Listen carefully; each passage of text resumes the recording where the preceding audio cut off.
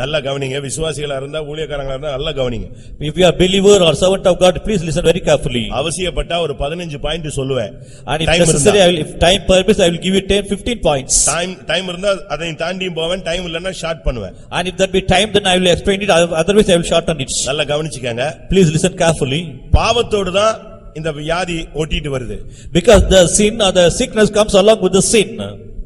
இந்த வியாதிக்கும் வாதைக்கும் உள்ள வித்தியாசம் என்ன? What is the difference between the sickness and the plagues? வியாதி 2 நாள் 3 நாள்ல சரியாயிடும். Sickness means within 2 or 3 days it will be over. வியாதி டியூன் ஆகி அதிகரிச்சு உன்னைய வேதனைப்படுத்துறது பாரு, அதுக்கு பேர் தான் வாதை. If the sickness is going on more and more, then if you are tormented more and more by the sickness, then it is the plague. ஒரு நாள் இருமல் போய்டும். One day cough, it may go off. அதே உனக்கு டிபியா மாறிச்சுனா அது வாதை. If it turn to be a TB, then it will be a plague. ஒரு நாள் மூச்சு திணறல் வந்தா அது இளைப்பு. And if you are grasping for, if you are not able to breathe, then it is அதுவே பனி வரும்போது, தண்ணி குடிக்கும்போது, தூசி படும்போதெல்லாம் வந்துச்சுனா அதுக்கு ஆத்மாவிலே இளைப்பு மாதிரி இழுத்துட்டு போக ஆரம்பிச்சிரும். Then it will, even if you have inhale any dust, then it will be turned into asthma. ஒரு நாள் தாகமா இருந்தா தண்ணி இல்ல, அதனால வறட்சின்னு. டெய்லி காமன் நேரத்துக்குள்ள வறட்சி வந்துருச்சுனா உனக்கு சுகர்னு அர்த்தம். If you are thirsting more and more in a particular day also, then you have the sugar in you. அப்படிதானே? நான் சொல்றது சரிதானே? இதுதான், அதாவது வியாதிக்கும் வாதைக்கும் வித்தியாசம் இருக்கு. So there is a difference between the sickness and the plague. ஆனா பைபிள் என்ன சொல்லுகிறது? But what does the word of God say? பாபிலோனை விட்டு பாபிலோனுடைய பாவத்துக்கு உடன்படாதே. Ye be not partakers of her sins. அந்த பாபிலோனுக்கு நேரிடும் வாதைகளிலே நீ அகப்படாதே. That you should not receive the plagues of the Babylon. நான் எதுக்கு இத சொல்ல வரேன்னா, why I say this? பாவம், வியாதி, வாதை இந்த மூணும் கண்டினியூவா ஒரே ரோட்ல இருக்கு. A sin, sickness and plague, everything comes in one line. நான் அதுக்கு ஒரு 15 இன்சிடென்ட் உங்களுக்கு வேதத்துல வைக்கிறேன். I can give you 15 incidents for it. அது பெரிய பாவமா இருக்காது, சிலது பெரிய பாவமா இருக்கும். Some sins will not be a great sin, but some of the sins will be very great. ஆனா என்ன லிஸ்ட் இருந்தாலும் இதுக்கு ஃபைனல் வரும்பொழுது வாதை தான். But whatever may be the type of list that we are in, but it is the final is when the plague. ஆதியாகமம் Genesis 12ஆம் அதிகாரம் 12th chapter 17ஆம் வசனத்துல 17th verse. அந்த பார்வோனுடைய அந்த தேசத்தில் உள்ள மனுஷன் பார்வோன் சாராளை தன்னோட மனைவியாக்குறதுக்கு பிடிச்சு வச்சுக்கிட்டான். And Pharaoh had taken Sarah, that is Abraham's wife, to him. இப்போ என்ன நடந்துச்சு? Now what has happened? அவன் ஒரு தவறு செய்யறான். And he had made a mistake. அந்த தவறுடைய சிந்தையில அவளை பிடிச்சு வச்சிருக்கான். And because of to commit the sin that he had taken her. ஆனா கர்த்தர் என்ன பண்ணாரு? But what did the Lord say? அந்த தவறை சிந்தையில கொண்டு வந்து இன்னும் பாவம் செய்யல. He had not committed the sin. ஆனா சிந்தையில கொண்டு வந்து பிடிச்சு வச்சதுனால, but as the sinful thought was in him, கர்த்தர் என்ன பண்ணாரா? So what did the Lord did? சாராளின் நிமித்தம் பார்வோனையும் அவன் வீட்டாரையும் மகா வாதைகளால் வாதித்தார். And the Lord plagued Pharaoh and his house with great plagues. அப்ப எழுந்து என்ன விளங்குறோம்?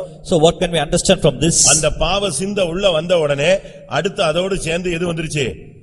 வாதை வந்துருச்சு. So immediately after the sinful thought, the great plague had followed it.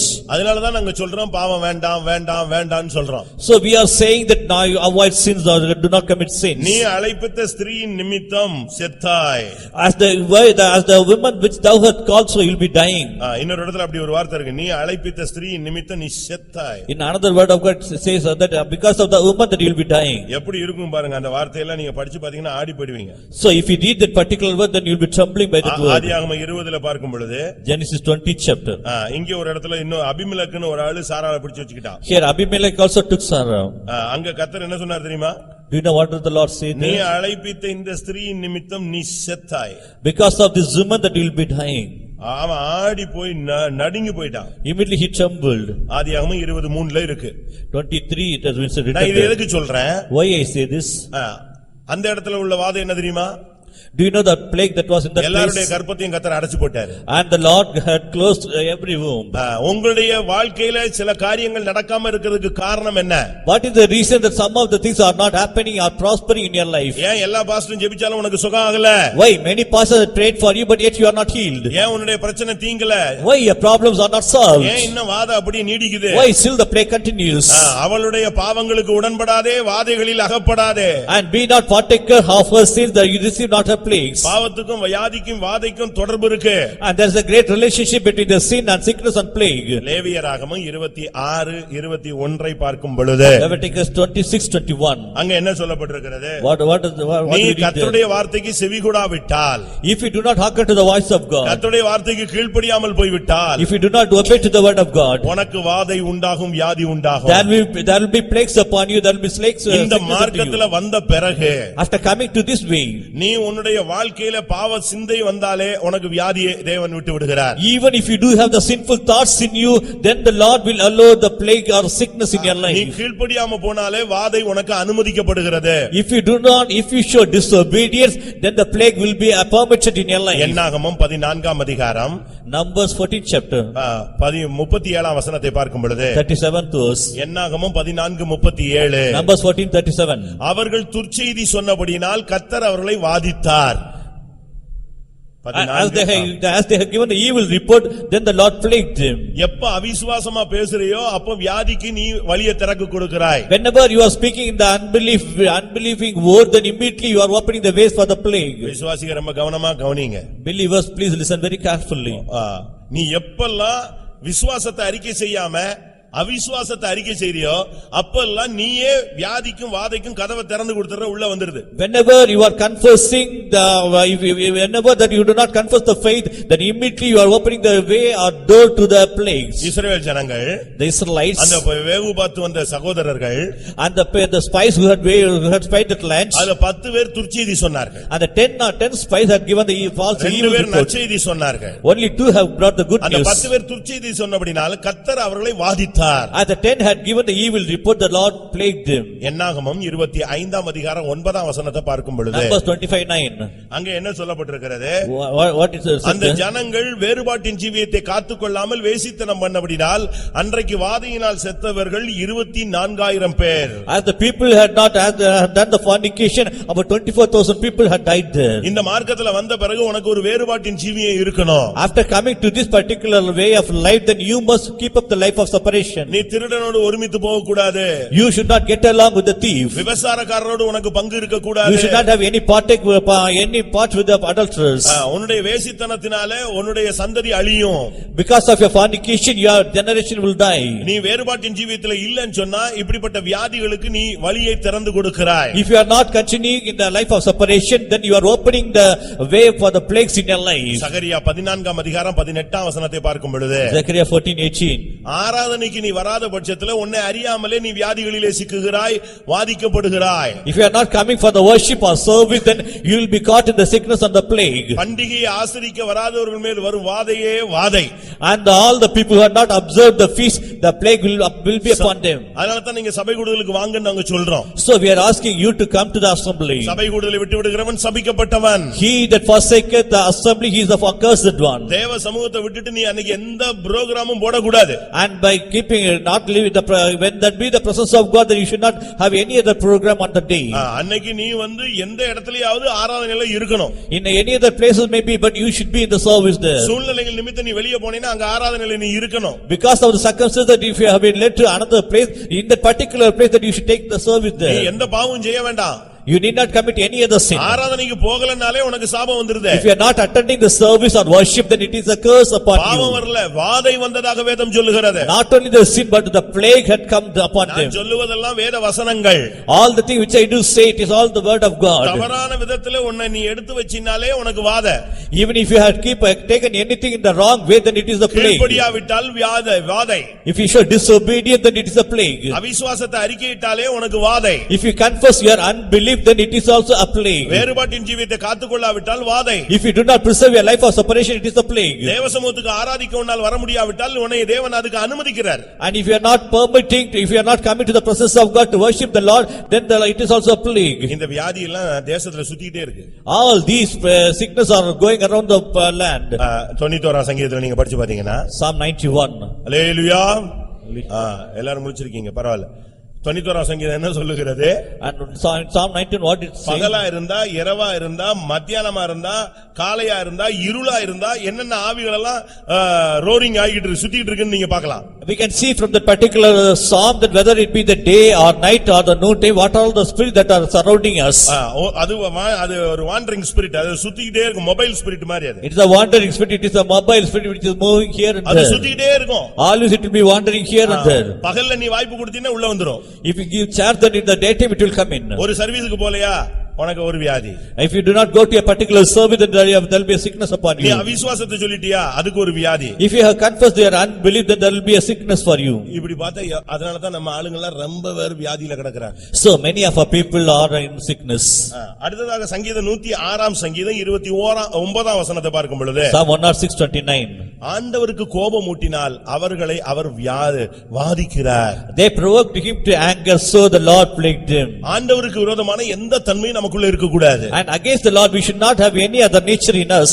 பிரமாணத்துக்கு மாறான போக்கு நமக்குள்ள வந்துட்டாலே கர்த்தர் நம்மளை ஜட்ஜ்மென்ட் கொடுக்கிறார். If we do have any other way against the law of God, then immediately the Lord will judge us. இன்னைக்கு நம்ம எத்தனை பேர் இப்படிப்பட்ட காரியங்கள்ல சிக்கி கொண்டிருக்கிறோம்? Today how many of us are entangled in such things? ஒரு சிலருக்குலாம் நன்றியே கிடையாது. Few of our people, they do not have any gratitude in them. ஒரு ஆள் பரலோகத்துக்கு போனானா, one person went to heaven. அங்க போனா ஒரு போர்ஷன் வந்து பயங்கர பிஸியா இருந்துச்சு. One particular portion was very busy in heaven. கோடிக்கணக்கான தூதர்கள் வந்துகிட்டு இருக்காங்க. Crores and crores of people, angels were there. கோடிக்கணக்கான தூதர்கள் வர்றாங்க, கோடிக்கணக்கான தூதர்கள் போயிட்டே இருக்காங்க. Crores and crores of angels are coming down and another crores and crores of angels are going up. அடுத்த செக்ஷனுக்கு போனா he went to the other section. ஒரே ஒரு தூதன் உட்கார்ந்திருந்தானா. Only one angel was there. அமைதியா இருந்துச்சா.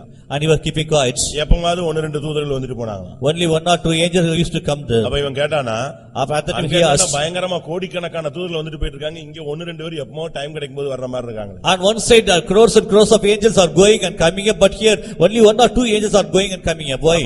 அப்ப ஆண்டவர் சொன்னாரா, அது வந்து ஃபர்ஸ்ட் செக்ஷன் வந்து பூலோகத்திலிருந்து வர்ற ஜெபங்கள் வந்துகிட்டே இருக்கு. And the first section, the prayers which are coming from the earth, it reaches heaven. கோடிக்கணக்கான விண்ணப்பம் வந்துகிட்டே இருக்கு. Crores and crores of supplications and the prayers requests are coming. பதில் அங்கே போய்க்கிட்டே இருக்கு. Crores and crores of answers or reply are going on. ஆனா இங்க ஒருத்தனையுமே காணுமே. But here there is none.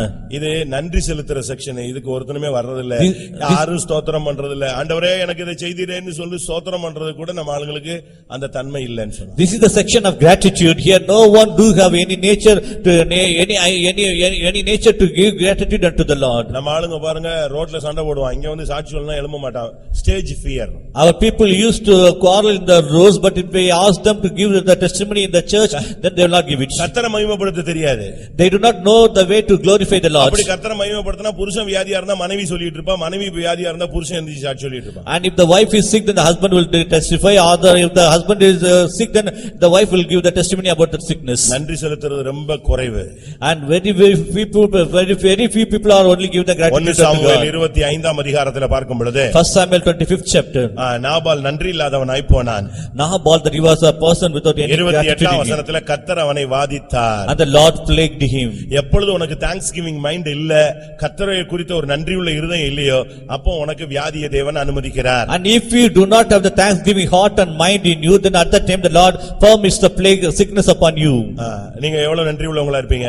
How much thankfulness that you do have. வாங்குறதுக்கு முன்னால இயேசுவே இவன் ஜெபிக்கிற பார்த்தா பரலோகமே கீழ உள்ள வீட்டுக்குள்ள வந்துற மாதிரி ஜெபம் பண்ணுவான். Before receiving anything in prayer, then even the heaven will come down in his prayer in such a way they used to pray. எல்லாம் முடிஞ்ச உடனே ரொம்ப ஸ்டைலா தேங்க்ஸ், அவ்வளவுதான், ஒரே வார்த்தையில முடிஞ்சு போச்சு. After everything had come to a close, if he is prosperous, then he will simply say a word thanks and go.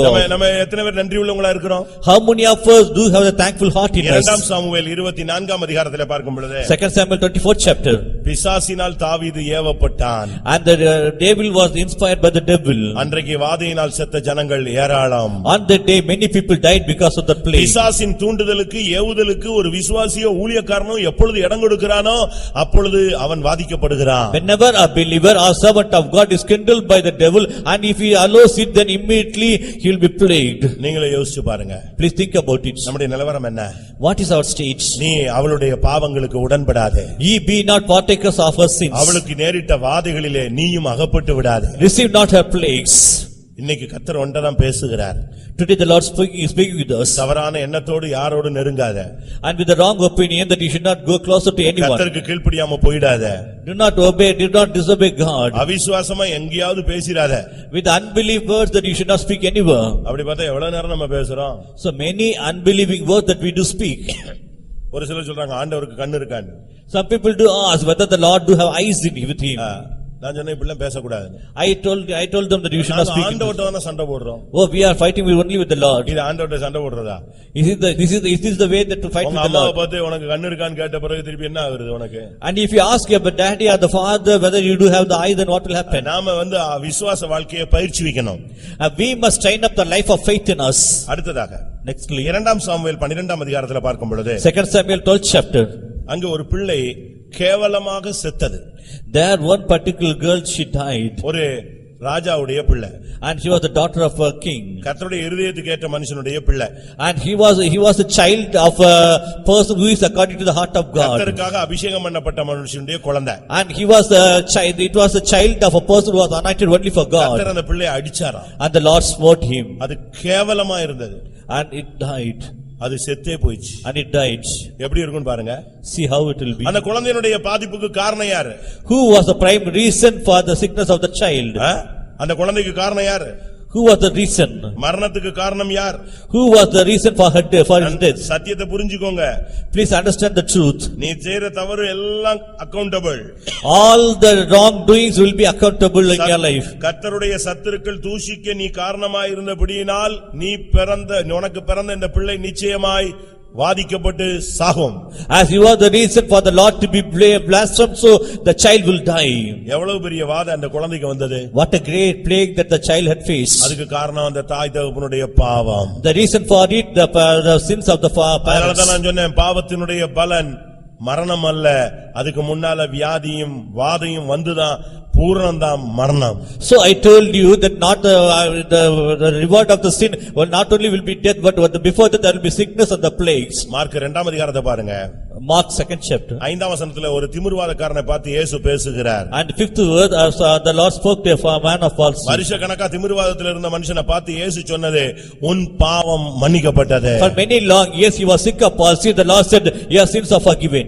அப்ப பாவத்துக்கு பின்னாலதான் அந்த திமிர்வாதம் ஒளிஞ்சிட்டு இருந்துச்சு. So all the sickness had been sickness was covered from the by the sin. திமிர்வாதத்துக்கு பின்னால இந்த பாவம் மறைஞ்சிருந்துச்சு. Or the sin was behind every sickness. பாவம் மன்னிக்கப்பட்ட போது when the sins were forgiven, திமிர்வாதம் விலகி போய் விட்டது. and the sick of palsy that he was healed. அப்ப அந்த பாவத்துக்கு பின்னாலதான் இந்த வாதிகள் இருந்தது. So all the sins were behind the sickness. நான் இப்ப கொஞ்ச நேரம் உங்களுக்கு டைம் கொடுப்பேன். Now I will give you some time. உங்களுடைய அறிவுல இந்த வேத வசனத்துல எதெல்லாம் தவறுன்னு தெரியுதோ அதை மட்டும் முழங்கால் போட்டு வாயை திறந்து கர்த்தர்ட்ட சொல்லிடு, மன்னிப்பு வாங்கிடு.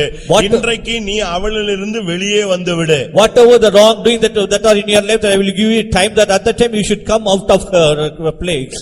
என்னாகமம் 11:33 பார்க்கும்போது Numbers 11:33. சாப்பாட்டு மேல ஆசையில ஒரு சிலருக்கு வியாதி வந்தது. Some people there, they were sick of having the lust over the food. அவங்களுக்கு இறைச்சி மேல ஆசை. They had the lust over the meat. அது மாதிரி நம்ம ஆளுங்களும் 24 hours ஃபாஸ்டிங்லாம் எடுக்கிறது இல்ல, சாப்பிட்டுக்கிட்டே இருக்கிறான். கடைசில பாருங்க கோதுமை தான் சாப்பிடணுங்கிற கட்டத்துக்கு கர்த்தர் கொண்டு வந்து நிப்பாட்டிடுறார் அவனை. In the very same way, some people always will have a desire to eat, but at last the Lord will take them to a position where they will be eating only the wheat. உபவாசம் எடு. You to be on fasting.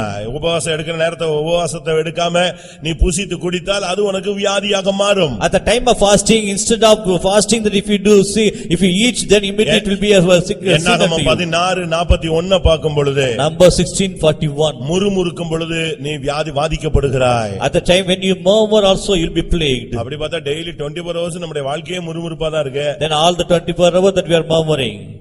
தானாவே பேசிட்டு இருக்காங்க நம்ம விசுவாசி ஊழியக்காரங்க. Our believers and servants of God to speak within themselves. ஆளே இல்ல. There is no person.